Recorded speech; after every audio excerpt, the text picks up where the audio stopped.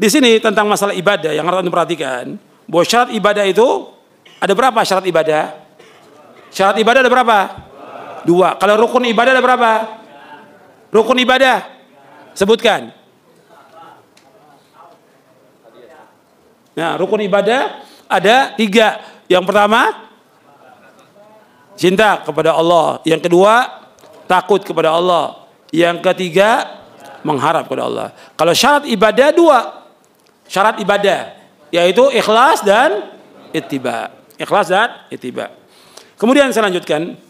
Ya, ada 2 poin sedikit lagi baru kita selesai, yaitu bahwa di antara manhaj salaf ini mereka mementingkan ilmu. Ilmu.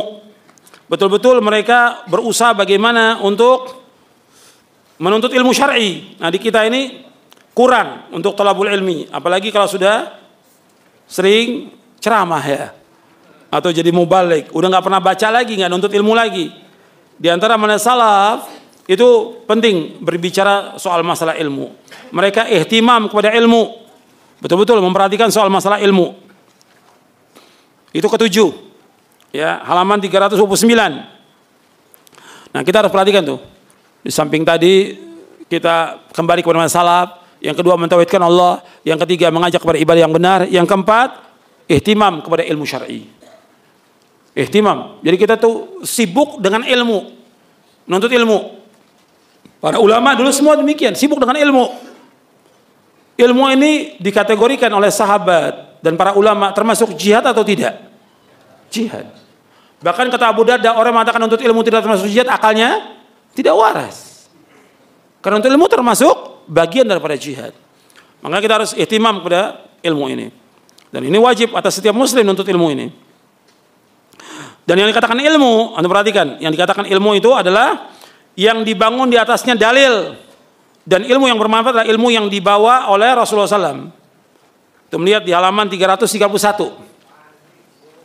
Ilmu itu, apa yang dibangun di atasnya dalil, dan ilmu yang bermanfaat adalah ilmu yang dibawa oleh Rasulullah SAW.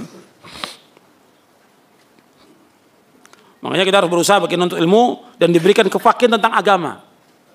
Sebab Nabi bersabda, man yuridillahu bihi khairan yufaqihu fiddin. Barang siapa yang dikehendaki Allah kebaikan padanya, dia diberikan pemahaman tentang agama. Makanya harus kita terus menuntut ilmu, belajar agama Islam yang benar dengan dasar dalil dari Quran dan Sunnah fahmi salaf. Terus menuntut ilmu. Antum nggak ada dai di sini, nggak ada ustadz di sini, antum datang.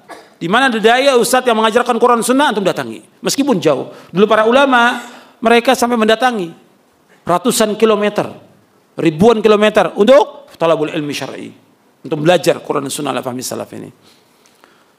Kemudian yang terakhir, ini banyak dalilnya, nanti Anda bisa lihat di buku ini, dan juga di buku Menuntut Ilmu Jalan Menuju Surga, Anda baca itu buku itu, Menuntut Ilmu Jalan Menuju Surga atau Panduan untuk Ilmu Syar'i.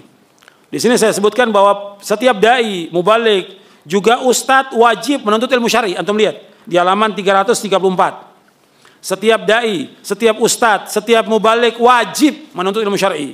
Apabila mereka tidak belajar Al-Quran Sunnah menurut pemahaman salafus saleh, bagaimana mereka bisa menyampaikan kebenaran kepada umat? Oleh karena itu setiap hari minimal 2 hingga 4 jam para dai harus belajar dan membaca Al-Quran beserta tafsirnya, mempelajari hadits Nabi SAW, juga membaca kitab-kitab para ulama salaf. Harus ini, wajib. Banyak sekarang orang ceramah, bahkan sehari bisa 3 kali, 4 kali ceramah. Kapan bacanya dia? Kapan mutolaahnya dia? Kapan dia menghafal? Para ulama dia sibuk dengan ilmu, dengan ilmu, dengan ilmu. Maka luar biasa, jauh ilmu kita dibandingkan mereka.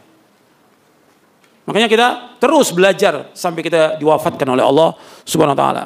Dan orang-orang yang berdakwah dia harus memiliki 3 syarat. Yang pertama, salamatul mu'taqad, akidahnya harus benar.